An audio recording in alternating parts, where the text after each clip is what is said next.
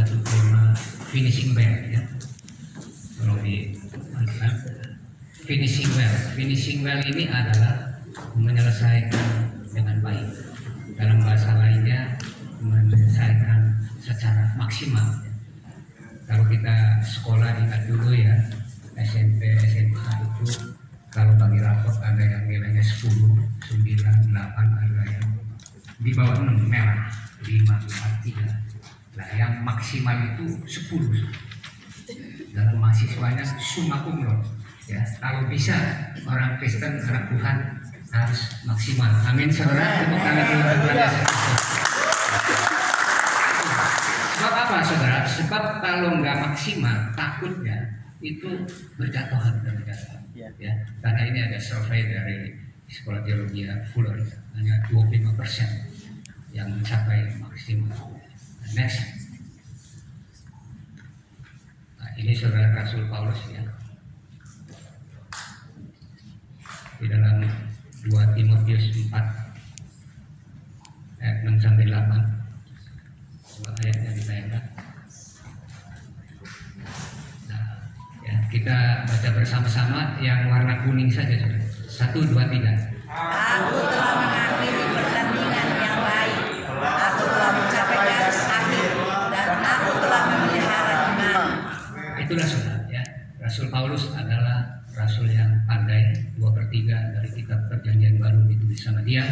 Nah, dia sudah yakin sebenarnya pada saat dia dipanggil Tuhan, dia telah mengakhiri tugas ini dengan baik, dengan iman. Itulah yang disebut finishing well. Ya. Tapi kalau saudara finishing well itu tidak mungkin akan berkata begini. Ya, mudah-mudahan, semoga. Oleh karena itu pagi hari ini kita harus beriman lebih kuat lagi. Apapun yang terjadi, kita harus finishing well. Ya. Apa tujuan yang fokus? Finishing well itu adalah satu orang yang mengejar satu tujuan yang fokus. Ya. Banyak orang yang mengira tujuannya benar, tapi ujungnya salah. Khususnya ya sibuk terus dalam dunia sekuler, silakan jadi konglomerat. Tapi ada satu tujuan khusus yang kekal selamanya di surga. Ya. Dan itu harus dikubur seperti Yesus berkata. Ya, aku telah memurniakan engkau di bumi dengan jalan menyelesaikan pekerjaan yang engkau berikan kepadaku untuk melakukannya. Ya, ada 3 hal yang Tuhan Yesus berikan pada kita. Yang pertama, grace, kasih karunia, anugerah, keselamatan diberikan kepada manusia yang percaya. Barang siapa percaya beroleh hidup yang kekal. Ya, itu saudara. Yang kedua, apa yang Tuhan Yesus kerjakan selama di dunia ini. Ya, pelayanannya sangat singkat, 3,5 tahun, tapi luar biasa, maksimal. Dan yang ketiga adalah otoritas kuasa Roh Kudus yang selalu menyertai Yesus Kristus waktu memberitakan ini. Nah, 3 hal ini saudara, kita sebagai umat Kristiani harus pegang dulu untuk mengejar, menyelesaikan satu tugas, yaitu finishing well memberitakan ini. Hanya satu saudara. Nah, kalau saudara konsentrasinya ke sana ke sini nggak bisa cover. Itulah yang disebut finishing well. Ya. Hidup ini bukan tentang berapa lama, tetapi tentang apa yang kita isi di dalamnya. Ya, itulah saudara. Saudara sebagai orang Kristen, teman saya ada sampai 30 tahun saudara. Sama-sama bertobat, saya bertobat tahun 1981. Sampai sekarang nggak bisa berbuat apa-apa. Karena dia tidak mengerti, dia tidak punya visi, dia tidak punya sesuatu impian, cita-cita seperti Yesus yang diberi tugas oleh Allah Bapa di surga dan Yesus sendiri adalah Tuhan untuk menyelesaikan finishing well itu. Ya, grace apa yang Yesus lakukan dan kuasa Roh Kudus menyertai. Nah, menurut survei Dr. Robert Clinton, profesor di bidang leadership dari Fuller Theological Seminary, mengadakan survei dan penelitian dari 1.200 tokoh dan pemimpin dari Alkitab sampai pada masa kini, ya dari Musa sampai masa kini, didapati hanya 25. Tapi bukan segalanya. Uang adalah benda mati, ya, benda mati yang bisa diatur, disetir oleh manusia. Jadi utamakan, tinggikanlah dulu manusianya dulu, ya, jangan uang, karena Alkitab berkata, ya, Uang adalah akar segala kejahatan, yaitu cinta uang. Sebab memburu uanglah beberapa orang telah menyimpang dari iman dan menyiksa dirinya dengan berbagai-bagai duka. Jadi kalau kita mengerti saudara, uang itu benda mati, kita injak-injak. Manusia yang diunggulkan. Pada waktu Allah mencipta manusia, manusia itu urutan ke-6. Yang pertama bumi beserta isinya gelap. Ya, yang kedua terang diberikan sama bumi. Ya, ada Thomas Alva Edison menciptakan lampu. Ya, hingga sekarang handphone yang luar biasa. Tapi handphone juga saudara dibawa manusia. Ya, ketiga lautan beserta isinya, ikan, dan keempat tumbuh-tumbuhan, dan kelima hewan, dan keenam manusia. Bayangkan handphone ini Anda bilang canggih, betul. Tapi kalau handphone mati, yang ngecas siapa saudara? Bisa nggak berjalan sendiri? Kalau nyamuk kan bisa, walaupun kecil dia jalan sendiri. Nah, handphone mati, dia butuh strum listrik, harus tolong. Nah, jadi dibawanya manusia. Saya buktikan bahwa manusia itu berharga. Waktu ada Raja Salomo, ada dua wanita, ya, mungkin hamil di rumah sakit. Yang satu bayinya hidup, yang satu mati. Dua-duanya itu ribut. Yang bayinya mati yang jahat, wanita kedua itu. Ya, tukar, bawa, akhirnya ribut dibawa ke Raja Salomo. Ya, pada waktu Raja Salomo bilang, bawa sini bayinya yang hidup. Ya, ibu A yang jahat, ibu B yang baik. Lalu Salomo ambil pedang, ya, dia mau potong kedua. Lalu ibu yang B itu yang asli, dia katakan, jangan, itu adalah anak saya, tapi demi kehidupan manusia, jangan dibunuh, biar saya ngalah. Berikanlah saja pada ibu yang pertama, walaupun dia bukan ibunya, saya ibunya, tapi saya mengalah demi kehidupan, jangan dibunuh. Itulah saudara, akhirnya ya, si ibu yang jahat itu berkata, sudah bunuh aja raja, biar ini bagi dua. Raja Salomo berhikmat. Akhirnya mengawal, tangkap ibu-ibu yang berjalan. Itulah saudara, setan menghardik, membunuh manusia, tapi Tuhan menghidupkan, merubah, menyelamatkan. Tepuk tangan dulu untuk Tuhan Yesus. Jadi saudara, tidak ada kata-kata putus asa karena manusia didahulukan oleh Tuhan. Barang siapa yang percaya, dia akan menolong saudara. Ya, itulah yang disebut kehidupan. Jadi uang itu benda mati. Diinjek saja, nggak usah kita ribut tentang uang. Itu hal yang pertama. Yang kedua adalah identitas. Ya, perubahan dari krisis identitas menjadi solusi bagi dunia, keluarga, sahabat, relasi, bisnis, masyarakat. Ya, dalam Lukas 15, maka bangkitlah ia dan pergi kepada bapaknya. Ketika ia masih jauh, ayah telah melihatnya, lalu tergeraklah hatinya oleh belas kasihan. Ayahnya itu bahkan mendapatkan dia, lalu merangkul dan mencium dia. Ya, ini kisah anak hilang, saudara. Punya anak dua, bapaknya yang satu foya-foya, dia minta warisan dan dia terus keluar menghabiskan, dan dia jatuh miskin, dan akhirnya dia makan dedaknya babi. Tapi dia teringat, saudara, dia akan pulang pada rumahnya. Nah, itu identitas kita yang lama sebelum mengenal Kristus, seperti anak hilang. Ya, tetapi saudara, ada harapan di dalam kata hidup anak padanya. Bapak, aku telah berdosa terhadap surga dan terhadap Bapak. Aku tidak layak lagi disebutkan. Masih sadar, ya, dia ingin kembali ke bapaknya. Lalu bapaknya berkata kepada hambanya, lepas bawa kemari jubah yang terbaik, pakai itu kepada dan kenakan cincin pada jarinya dan sepatu pada kakinya. Luar biasa. Ya. Kalau kita hilang, kita tersesat, datang kepada Bapa Kristus, maka dia akan merubah identitas kita yang menjadi anak Allah, dan jubah melambangkan pengampunan dosa dari Allah.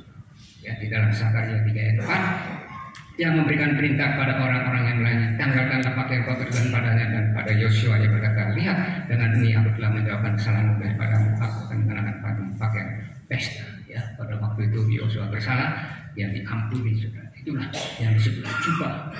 Kita sudah diselamatkan, diampuni, lambang pengampunan. Luar biasa, saudara. Yang kedua, cincin melambangkan Allah, memberikan kuasa kepada yang percaya padanya. Sesudah itu Fir'aun meninggalkan cincin berterang dari jarinya dan mengenakannya pada jari Yusuf.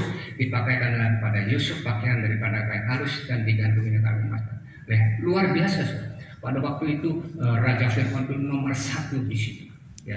Tapi dia kasih cincin pada Yusuf. Nomor 2, otoritas. Luar biasa. Kita sudah diberi otoritas.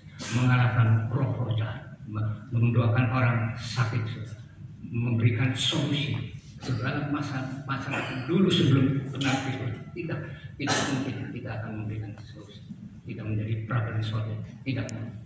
Kita di belakang layar. Tapi begitu kenal Kristus, karena otoritas ini, makanya Yesus berkata Matius 28 ayat 18, segala kuasa telah diberikan oleh Bapakku, baik di sorga maupun di dunia, seluruhnya, baik di sorga maupun di dunia. Itulah yang kedua adalah otoritas. Ya, kuasa kita telah diberikan. Yang ketiga, tetapi semua orang yang menerimanya diberinya kuasa supaya menjadi anak-anak Allah, yaitu mereka yang percaya dalam nama. Percaya kita sudah menjadi anak Allah, identitas kita berubah, ahli waris kerajaan surga. Bayangkan saudara, ya, itu nilainya ya, kalau ahli waris itu mutlak, luar biasa ya. Nah, jadi identitas kita berubah 180 derajat. Yang ketiga, sepatu melambangkan tanggung jawab. Ini saudara menjadi saksi Kristus. Kakimu berkasukan relakan untuk memberikan Injil damai sejahtera. Ini tugas seorang Kristen saudara, yang sering dilupakan, mengakibatkan unfinishing, tidak mencapai garis akhir. Karena apa? Karena pengangguran, tidak ada yang dibaca. Tapi kalau saudara komit, saya akan memberitakan Injil. Banyak tugas yang harus diselesaikan.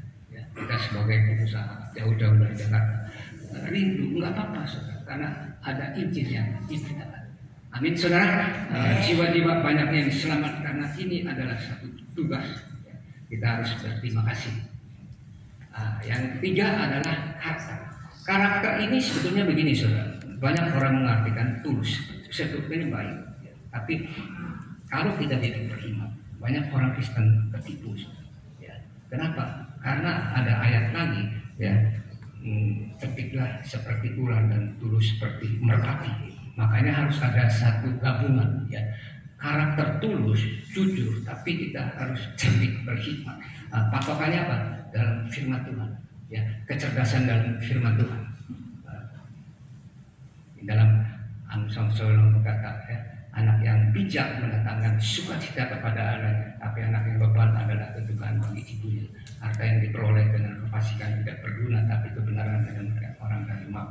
Kebenaran ini bicara tentang karakter, hikmat ini bicara tentang kecerdasan. Ya, Tuhan tidak membiarkan orang yang benar menderita kelaparan, tapi ingin orang kasih tolak tangan yang lambat membuat miskin, tetapi tangan orang rajin menjadikan kaya. Tangan lambang ini kita lihat saudara. Saya pernah belajar ini jari 5. Dimulai dari kelingking. Ini orang yang malas. Orang yang malas akhirnya pengangguran.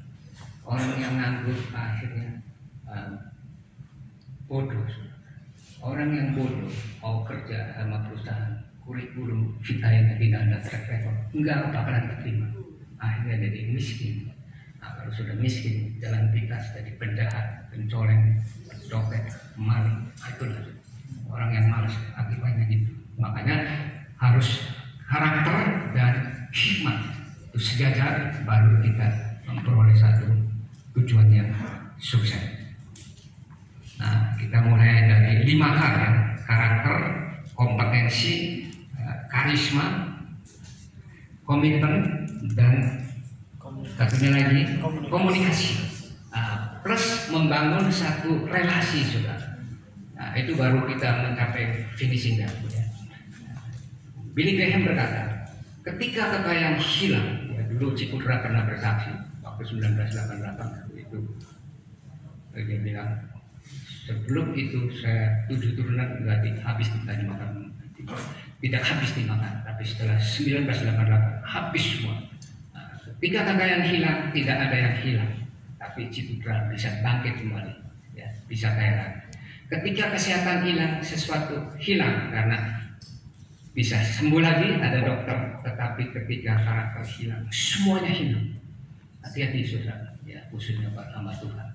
jagalah kita integritas sesuai dengan firman Tuhan, karena ini adalah barometernya, buahnya. Dari buahnya kita lihat. Billy Graham berkata, ya, dia satu-satunya salah satu hamba Tuhan yang tidak bercacat celah, ya, sampai meninggal umur 99 tahun dan 7 kali berturut-turut penasihat Presiden Amerika Serikat. Ya, namanya cukup baik. Kita lihat banyak hamba Tuhan di Amerika, Jim Spector, ya, persoalan apa lagi, wah banyak sekali. Tapi ini luar biasa. Nah, kita lihat juga mengenai karakternya di dalam dunia leadership, saudara. Itu ada tingkatan percaya, priwan, legitimate, expert, referent. Ya, seseorang yang diangkat menjadi pemimpin berdasarkan kursi, priwan, legitimate, expert, referent. Ya. Nah, ini saudara lihat kursif ini Hitler, diktator, jatuh. Nah, ribat ini, ya, bagi uang, bagi hadiah, balas jasa, bagi imbalan, jatuh lagi. Legitimate, ya, pakai posisi, mengikuti, jatuh lagi. Expert, tenaga ahli, kompetensi, bagus juga. Tapi yang bertahan, referent, Abraham Lincoln, memiliki karakter luar biasa. Dia salah satu sponsor yang meniadakan ras hak asasi manusia hitam dan putih. Ya, sepanjang masa dia dikenal di dalam US dollar, in God we trust, itu ada gambarnya Abraham Lincoln. Ya, itulah saudara karisma. Karisma hanya bisa membuat karir melambung tinggi, tetapi yang membuat langgeng adalah karakter. Ya, walaupun Anda berkarisma, sekaligus karakternya jatuh, hilang, ya, seketika. Berapa banyak hamba Tuhan yang melambung tinggi, yang besar, luar biasa, begitu karakternya jatuh, langsung hilang. Itulah poin ketiga yang kompetensi, saudara. Ini yang disebut cerdik seperti ular, tulus seperti menang. Mulai dari orang yang fokus pada nilai, kualitas, berkualitas. Anda berkatakan berkualitas, disiplin, ya, itu namanya kualitas.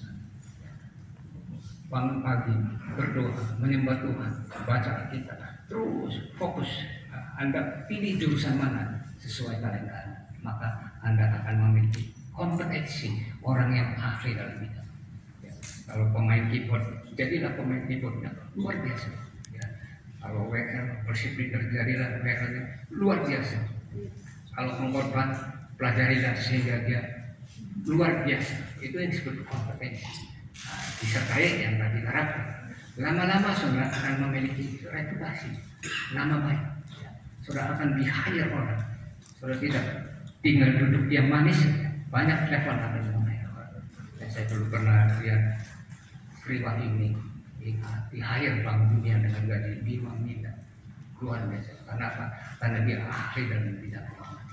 Ahli apa? Di-hire orang. Kalau bisa berlomba, khususnya di Sinode CMC, ya, sekarang ada ketua DPD pendeta rohani yang membawa beberapa puluh gereja CMC, harus terus, ya, berfokus kepada kualitas sehingga menjadi public leader. Nah, karisma, saudara, karisma ini luar biasa. Dulu ada persekutuan Doa El Shaddai tahun 1999, saya pendirinya, saya ajak beberapa pengusaha kebiasaan pribadi, hadirnya Henry pribadi, Sujoyo, Bang Dewo, patungan untuk membuka. Karena dia punya karisma, sekali khotbah ribuan orang dan dia terkenal humor. Ya, sekali khotbah dia tiap Kamis saya patokin sebulan 2 kali. Kamis pertama dia, Kamis kedua dia. Yang datang 1000 orang. Kalau pendeta lain itu ada cim-cim datang naik bajai. Ini hari siapa yang khotbah? Awal datu, bukan lagi sakit tuh. Udah bajai pulang aja. Ngapain kau gantian? Coba bayang. Sampai begitu karismanya. Ya, nggak mau, saudara. Kalau kamu datang, saya mau. Itu karisma, bangun, ya, karisma. Ya. Bukan untuk sombong, saudara, tapi ada sesuatu yang luar biasa yang orang lain tidak punya. Ya, dalam hal penyampaian firman Tuhan. Nah, komitmen ini require, ya, saya baca bukunya. Profesor Light, pendeta pendiri gereja Saddleback di Lake Forest, California. ya, dan istrinya kayak mayoritas gereja di rumah mereka pada bulan Januari 1908. Bukunya sudah terjual 30 juta kopi, kalau satu kopi royalti $3, 90 juta US. Ya, tapi dia fokus kepada komitmen membuka gereja. Ya, pada waktu itu dia ngomong di bukunya, ayahnya sebelum meninggal dia panggil requirement. Sekarang sudah berapa? Bertambahnya ada 156 Bapak. Setelah Bapak mati, buka satu lagi, buka satu lagi. Sudah fokuskan lagi, komit, buka satu lagi. Ya, bayangkan, tambah satu lagi, tambah satu lagi. Terus, nah ini yang disebut unfinished. Tidak akan maksudnya akan menyelesaikan dengan baik secara maksimal karena punya tujuan. Bayangkan. 156 waktu itu tambah. Kemudian juga kalau bisa kita punya visi 534 provinsi. Untuk Jakarta saya sudah atur utara, barat, selatan, timur 50, 240, sisanya 34 provinsi supaya berkembang dalam kurun waktu 5 tahun. Ini yang disebut komunikasi.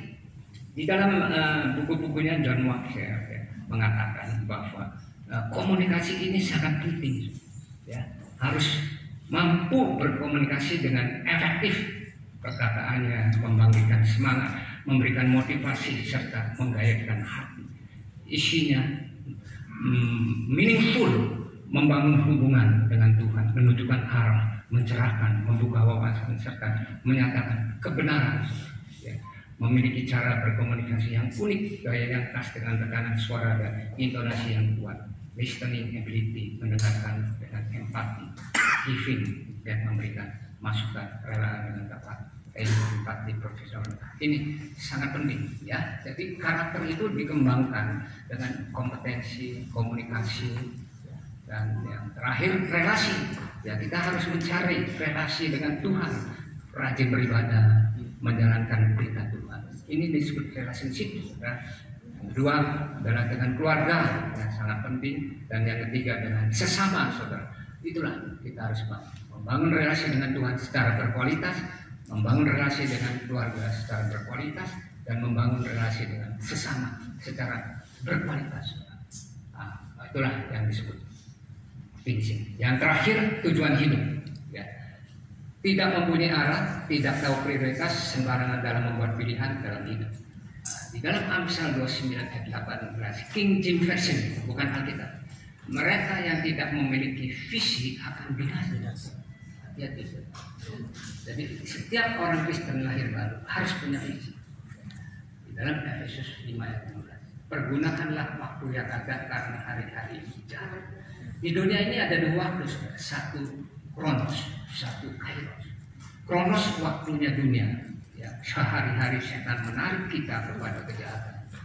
Kairos waktunya Tuhan yang perintahkan yang tadi, grace, apa yang Yesus kerjakan, dan kuasa Roh Kudus menyertai Yesus. Itu yang harus kita ubah, saudara. Kronos itu, saudara. Ya, kalau Anda tidak punya visi untuk menyelesaikan Kairos, Anda akan condong ke Kronos terus sampai mati. Tapi kalau Anda condong ke Kairos, menyelesaikan Kairos, Anda akan menyelesaikan finishing dengan baik. Apakah tujuan hidup manusia di Indonesia? Ya, mencapai sasaran adalah hidup yang mengerti dengan jelas garis akhir yang harus dicapai dan mengerti tugas pelayanan dari Tuhan yang harus diselesaikan hingga meninggal dunia. Ini yang disebut finishing. Ya, banyak orang tidak jelas. Dia pikir berhasil, saya menjadi konglomerat. Puji Tuhan, secara daging, secara sekuler berhasil, tapi secara rohani kita berhadapan dengan Bapa di surga pada saat kita meninggal. Apakah mencapai finishing atau tidak? Di dalam kisah para surga. Tetapi aku tidak menghiraukan nyawa sedikit. Ini Paulus.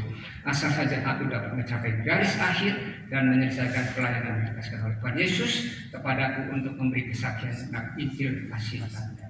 Ya, jadi kekristenan bukan diukur dari awal, saudara, dari akhirnya, saudara, pada saat tertitik. Itulah yang menentukan kita finishingnya. Dan terakhir, tidak ada lain, kita harus melakukan amanah. Ya, kita baca 1, 2, 3. Mari 1, 2, 3. Karena itu pergilah, jadikanlah semua bangsa muridku, dan baptislah mereka dalam nama Bapa dan Anak dan Roh Kudus, dan ajarlah mereka melakukan segala sesuatu yang telah kuperintahkan kepadamu, dan ketahuilah, aku menyertai kamu senantiasa sampai kepada akhir zaman. Amin.